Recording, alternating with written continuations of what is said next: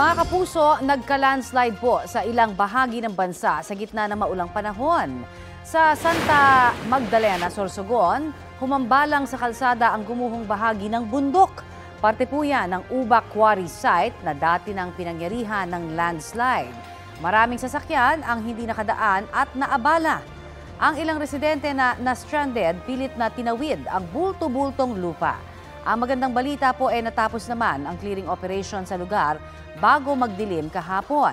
May landslide din sa Barangay Bugis, San Jose Abad Santos, Davao Occidental. Agad inabisuhan ng local officials ang mga motorista na iwasan muna ang lugar.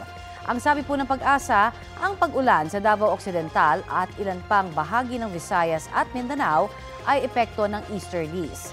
Shearline naman sa Sorsogon at ilan pang nasa eastern section ng Luzon. Sa mga susunod na oras, makararanas ng katamtaman hanggang sa malalakas na ulan ang Cagayan at Isabela. Uulanin din ang ilan pang bahagi ng bansa base sa rainfall forecast ng Metro Weather. Pinaalerto ang mga residente sa banta ng baha o landslide. Mababa naman ang tsansa ng ulan dito sa Metro Manila. Ngayong Huwebes na itala po sa La Trinidad, Benguet ang 15.2 degrees Celsius na minimum temperature. 15.6 degrees Celsius sa Baguio City, habang 22.8 degrees Celsius naman sa Quezon City.